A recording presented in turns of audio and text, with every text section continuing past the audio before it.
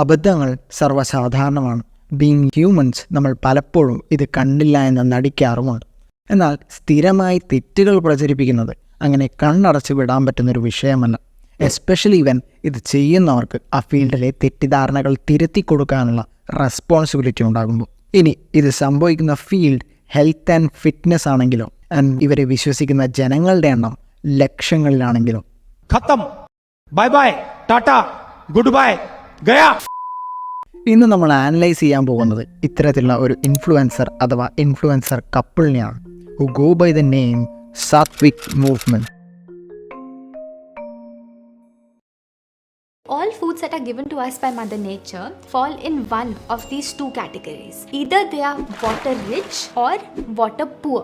Water rich food is that which is full of water, and water poor food is that which contains no or very little water. For example, take cucumber or watermelon, orange, pomegranate, even tomato, grape. Mostly all fruits are filled with water, right? The more the water in a substance, the more quickly it passes through your digestive system. So the more water in your food, the faster it digests, and the faster it digests, the lesser the energy, the Pran Shakti is needed to be spent on digesting that meal, and thus more energy is available for everything else, including healing, including flushing out the disease causing waste, and including restoration of your digestion വേണ്ടി നമ്മുടെ ശരീരം ഒരുപാട് energy ചിലവഴിക്കുന്നുണ്ട് എന്ന തെറ്റിദ്ധാരണയാണ് ഈ വീഡിയോയുടെ അടിസ്ഥാനം.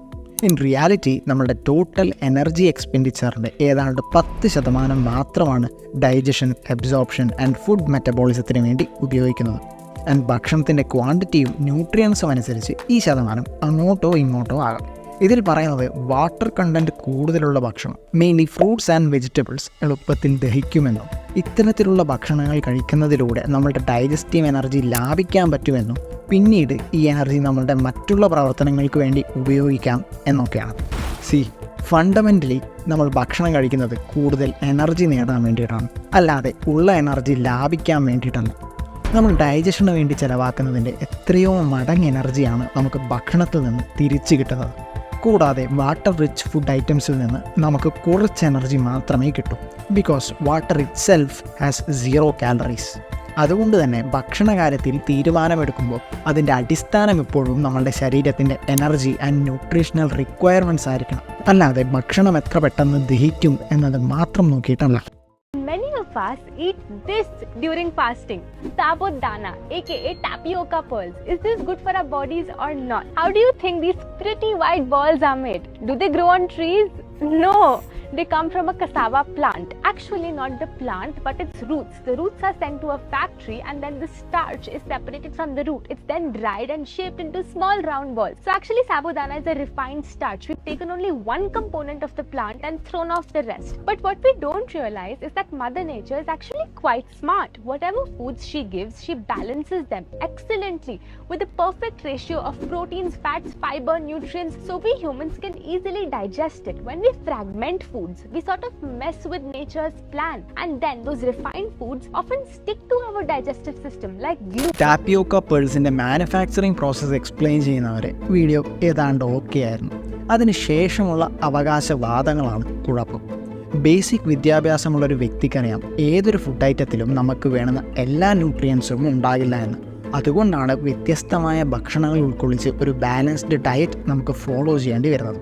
വീഡിയോയിൽ വിശേഷിപ്പിച്ച പോലെ പ്രകൃതി നമുക്ക് അനുകൂലമായിട്ടാണ് ഇതൊക്കെ സൃഷ്ടിച്ചതെങ്കിൽ പിന്നെ എന്തുകൊണ്ടാണ് ഫാക്ടറിയിൽ പ്രോസസ്സ് ചെയ്യുന്നതിന് മുമ്പുള്ള ഈ കസാവ റൂട്ട്സിൽ സയനൈഡ് പോയ്സണിങ്ങിന് കാരണമാകുന്ന കെമിക്കൽസ് ഉണ്ടാകുന്നത്?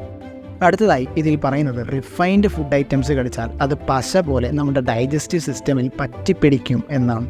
I think by refined foods she means മൈദ.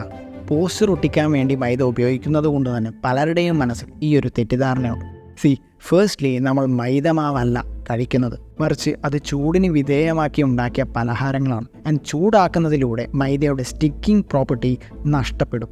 ഇനി അതെല്ലാം മൈദമാവ് തന്നെ ശരീരത്തിലെത്തിയാലും നമ്മൾ പേടിക്കേണ്ട ആവശ്യമില്ല. കാരണം ഇതിനെ ബ്രേക്ക് ഡൗൺ ചെയ്യാനുള്ള ഗ്യാസ്ട്രിക് ജ്യൂസസും ഇതിനെ നീക്കം ചെയ്യാനുള്ള മെക്കാനിസംസും നമ്മുടെ ഡൈജസ്റ്റീവ് സിസ്റ്റമിനുണ്ട്.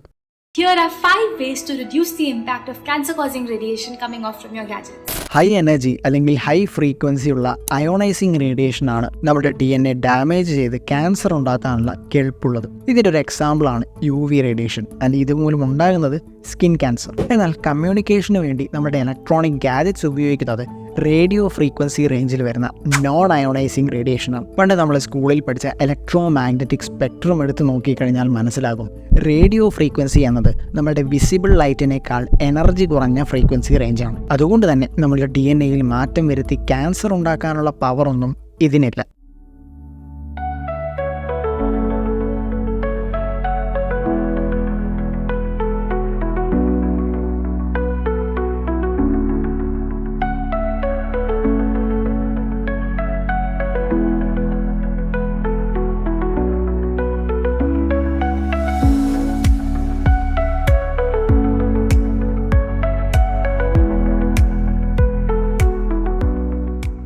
ഇത് ചെയ്തു കഴിഞ്ഞാൽ കാഴ്ചശക്തി കൂടുന്നത് പോയിട്ട് നിലവിലുള്ള കാഴ്ച പോലും ഉണ്ടാവില്ല. അതിന് രാവിലെ ആയാലും വൈകുന്നേരമായാലും. ബിക്കോസ് ഈ സമയങ്ങളിൽ സൂര്യൻ്റെ ഇൻറ്റൻസിറ്റി കുറവാണെങ്കിലും UV റേഡിയേഷൻ്റെ റിസ്ക് ഇവിടെ ഒഴിവാകുന്നില്ല. അതുകൊണ്ട് തന്നെ സൂര്യനെ ഡയറക്റ്റ്ലി നോക്കിക്കഴിഞ്ഞാൽ ഫോട്ടോ കെനറ്റൈറ്റിസ് പോലത്തെ പെയിൻഫുൾ ഐ കണ്ടീഷൻ അല്ലെങ്കിൽ അതിനേക്കാൾ സീരിയസ് ആയ റെറ്റിനൽ ഡാമേജ് വരെ സംഭവിക്കാം.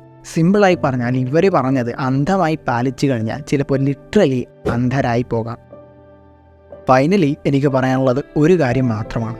ഇനി അങ്ങോട്ട് ഇത്തരത്തിലുള്ള മിസ്ഇൻഫോർമേഷൻ ടാക്കിൾ ചെയ്യണമെങ്കിൽ നമ്മൾ ഓരോരുത്തരും നമ്മളുടെ സയൻറ്റിഫിക് ടെമ്പർ വളർത്തിയെടുക്കണം.